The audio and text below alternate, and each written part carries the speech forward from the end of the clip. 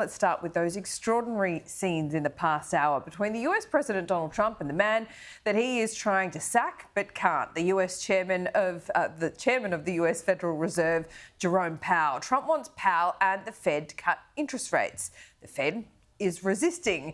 Now the two have come together at the Fed's building in Washington, which is under construction. Our business editor Ross Greenwood joins me now, and that's where it kicked off. Cracking economic theatre this was. It was just great.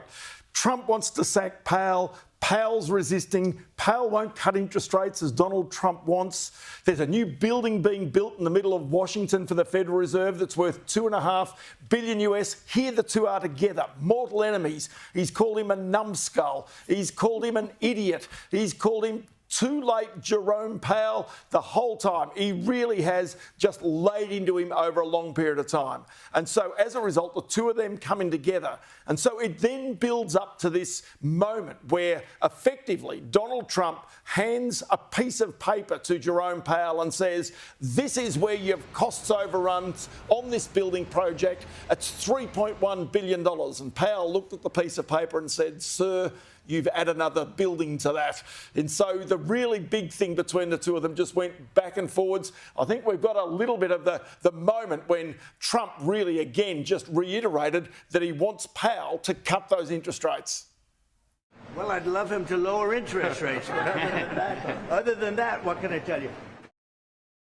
What do you reckon about the body language there? A little bit of a nudge on the way through as well. That was more than just a little love tap. It was, wasn't it, really? So here's the interesting thing. Trump and his tariffs have the prospect of raising inflation in America, which is the reason why the US Federal Reserve and indeed our own Reserve Bank are unwilling necessarily to easily cut interest rates. Now, it's not as though, say, our own Treasurer doesn't give a hint every now and again that people would like interest rates to be lower, but the sanctity of the independence of the central bank is always preserved. He always says that. Now, in America, though, Donald Trump has really gone over and says, rates need to come down. People need cheaper housing. This is part of my plan to try and get America going again. And so really it's been one of those situations where two mortal enemies coming together like that very publicly. You don't see it that often, but it was good fun to watch. Yeah, it certainly was.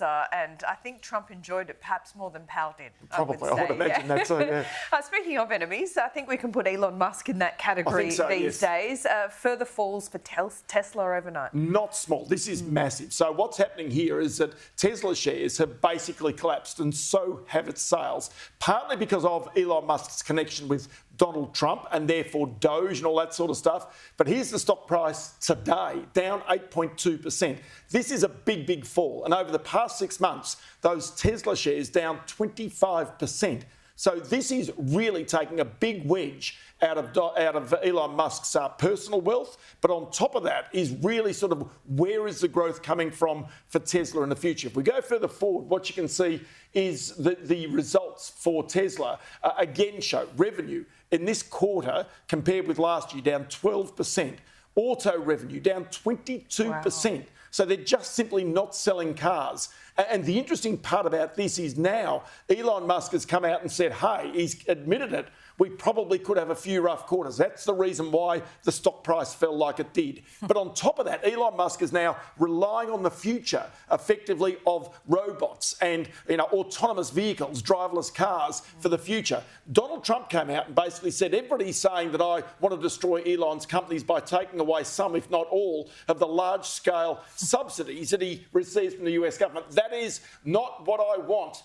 So Elon and all businesses within our country have to thrive, in fact, thrive like they never have before. So in other words, Trump is trying to hose this down a bit, but the reality is the tension still exists between those two. It's just going to go on and on. Elon's had quite a day because Starlink was down as well globally for a couple of hours this morning, I think. You just go through every one of these things just adds more to the tension for Elon Musk in particular. Yeah. And he somehow has got to find a business which is growing. Previously, that was Tesla.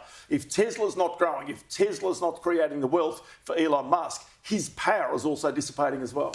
Yeah, interesting. One thing I haven't listened to yet because I'm not sure whether I want to, is Sam Altman speaking to Theo Von on his podcast, talking about GPT-5. Look, Sam Altman, from the quotes that I've seen, is not really giving me that much confidence about the future of agentic AI, where robots are going. And so it's going to be fascinating with this, because my theory is all of the wealth so far has been in OpenAI and its shareholders, but also in those who make the chips, which is NVIDIA. So everybody, the GRU chips are the key. Everybody's putting it in. The real wealth is going to come from the next series, the next evolution of apps that are coming. So there's a whole lot of new apps that are about to emerge. This is where the real money is going to be made. This is where Does that require more chips, though? No. It's more the fact that this is about people's brains that come up with ideas to solve problems. I saw Intel sack 15% of its workers overnight. Now, that's another example of where you've got coders, computer coders. You've got white-collar office workers. There's going to be job losses here, but new jobs will be created. But it's the next generation of apps that really is where the real money out of all this is going to be made. And the speed of it as well. Don't forget, Dario from Anthropic said that 20% of jobs would go. Well, GRU chips only started 18 months ago. Wow. ChatGPT, think about that. Okay. There you go. Terrifying. Great. Ross, see you soon.